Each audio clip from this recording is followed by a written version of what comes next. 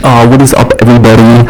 It is me, representative of Group of America, and here are the best songs of the current timeline. These songs were chosen because of their artistic value and backstory and general surrounding factoids that are about them.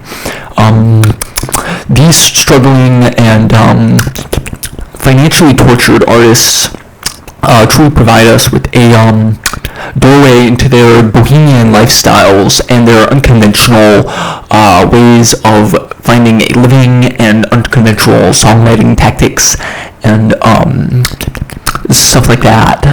Basically, they're just extremely avant-garde in their artistic process, and it really just shows with their completely non-conventional musical projects that they put out. At number 5, we have Never Met! Exclamation point mark, which is a cyberpunk sort of song warning us of the dystopian future that George Orwell predicted so long ago in his 1984 novel titled 1984, which was released that year as well. And this song uses with the times internet lingo and slang really to kind of cement this song in the Rock and Roll Hall of Fame, which is normally reserved for particular individuals who are really rock and roll and Hall of Famers, really. But this song was so good that it actually manifested its personality into a track of its own and became a sort of physical manifestation, which was quite interesting, I think. At number 4, we have Savage by Megan Thee Stallion. This one is a pretty controversial sort of topic,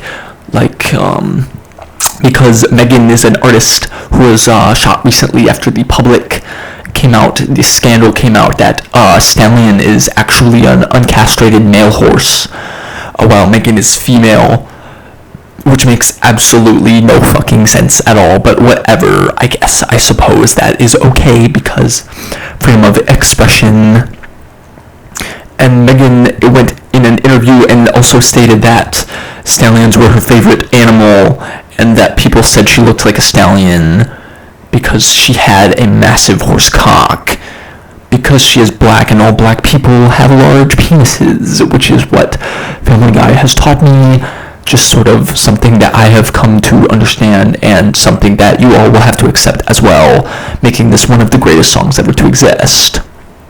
At number 3, we have Lizzo. Lizzo absolutely sits on the competition with this one and doing your hair tall and checking your nails.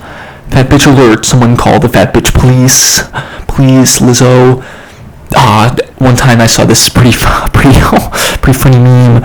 It was a school bus in like a kind of roller derby, like a kind of sort of like a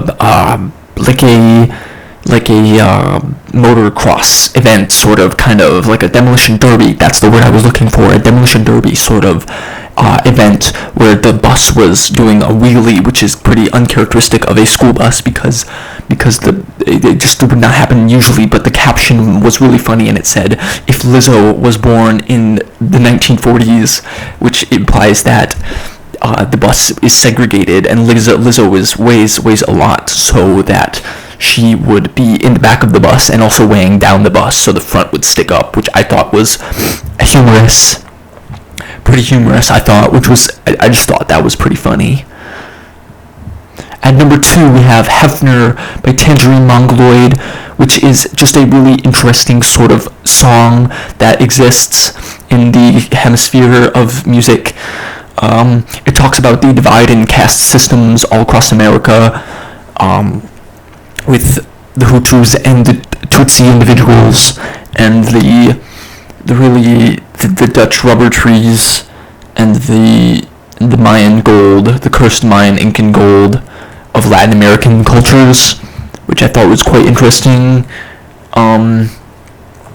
It also speaks on hypersexualization of young people and it's culturally cemented classic. It's pretty cultured. I'm a pretty cultured person, I would say, which means I can only listen to cultured songs, and this song is a culturally cemented classic in culture and cultural cultures, which means that it's just really cultural, and cultures are important because the culture that you're cultured in is pretty culturally cultured and significant as well. So I thought that was pretty interesting. Very culturally significant event when that song was released. Hefner by Tangerine Mongol. Yeah. And at number 1 we have, drumroll please,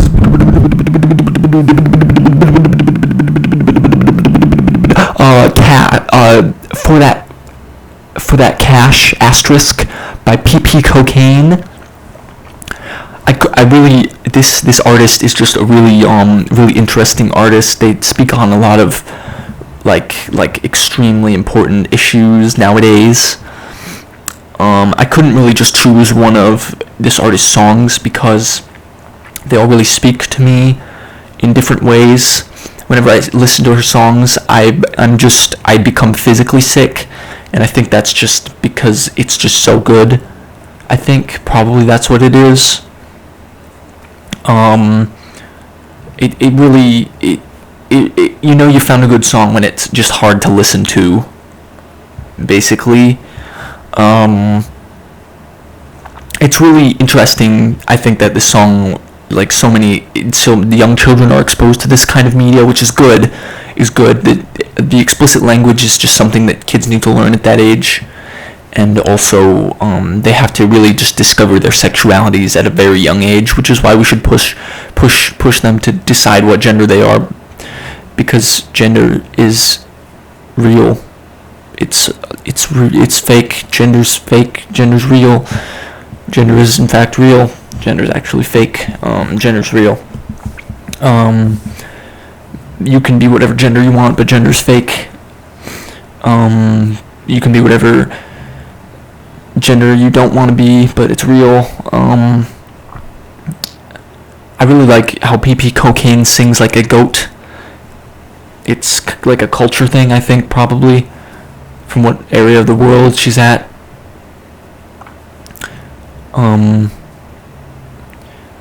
Probably just sort of a cultural thing, I would say, probably. The singing style is just, there are unique singing styles all over the world,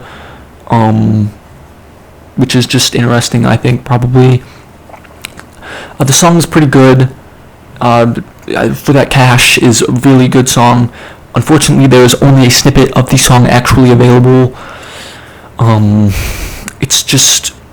It really just talks about the important stuff, because the song is very good, but it's a very good song, probably the best I've ever heard. And it's a shame that not all music only talks about these sorts of things, and I can't believe that there are songs about boring things while songs like this exist to even compete with this. I don't know how would you even do something other than have sex or do drugs or spend or make money. I don't understand what even could exist outside of that, and doing TikTok dances on the internet as well. That's just kind of all that exists really at this point in our existence. Really, it should have been the whole existence. We would have been millions of light years ahead of ourselves. We most likely would have connected with the Atlanteans already and founded a new Gaia civilization. Probably different sorts of. We would all believe in the truth of the Heaven's Gate. The Heaven's Gate religious organization. It's not a cult that offers poor connotation, negative connotation. Religious institution is the correct term. With TikTok closing life is just going to be a lot worse because cultural Marxists and infantile bisexuals and other attention seekers can no longer gather in masses and wear makeup and post Black Lives Matter propaganda, which is truly a shame because the world really needs all of this.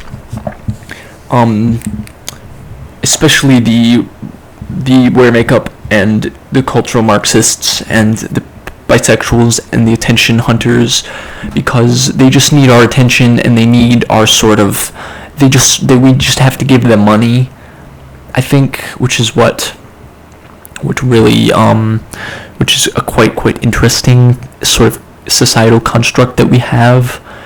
We've really empowered women to just sort of be able to do whatever they want. Unfortunately, however, women, all they want to do is talk about, have sex, and be not funny, and be bisexual. So it's quite an interesting dynamic, I think, in the United States modern society. It's a modern sort of postmodernist. Really, it's quite interesting to really, if you just examine the cultural aspect of the current issue. It's just, if you see how it really affects a certain group, this group in particular, it just really affected them on a much larger scale than any of us could really understand, because we're not in the same racial, ethno-state, racial caste system, gaslit. We're not gaslit like they are. We would never understand. We're just suppressing their creative freedoms, sort of, I think. And if you really just, you can't just suppress creative freedoms in that way, because it's just unfair to those people who really just deserve more sorts of different kinds of other sorts of different things, which is just really just kind of not good, really. But it is also pretty good for some people, which are using it to exploit this. They're exploiting this loophole, which is not ideal for many groups, but some groups it really benefits. And the top 1% and the liberals and the conservatives and the sorts of different political geographies and the current landscapes and the political ethno-state and the eugenics and the systemic institutionalized racism that is a part of society today. And that is why I think that for that Cash by PP Cocaine is just probably the best song on the whole planet. This has been the representative of Ghoul Whip of America. These have been the most cultural and probably best songs of all time, just objectively, not even opinionated, just kind of, they're just the best, based on just facts and logic. Really, you would understand that if you understood anything at all. Notice how most of them are performed by women, making women pretty much the supreme overlords of all existence, especially non-white women, because non-white women just really have to deal with hatred and systemic institutionalized racism and the top 1% and gaslighting, and also they have a lot of struggles in modern day America, because America definitely is a land of, it should be a land of equal opportunity and equal outcome. Also, you should not, fucking is not, it's just casual sex, just casual, it was just casual. It was not what you might think it was, because I just wanted to apologize for what happened, and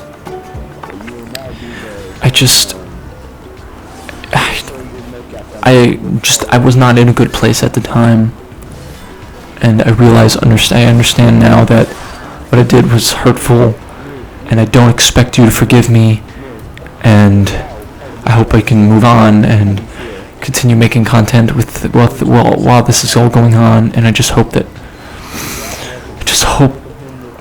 that you can forgive me, and I just feel like I'm back in square one. And in conclusion, the 1% and the gaslighting, and also fuck you, fuck Lizzo, fuck all this fucking music. Fucking TikTok is the worst fucking thing to ever happen to human society. And fuck bisexual women who go on the internet and say that they're bisexual. No one fucking cares. Literally no one fucking cares about you. You're so unimportant. It's almost humorous. It's comedic how unimportant that your fucking life is. Fuck TikTok. Fuck Joe Biden. Fuck Donald Trump. And in conclusion, America could be a lot better if the fucking furry liberal libtard furries weren't in control. Also ban scooters from skate parks. Thank you very much.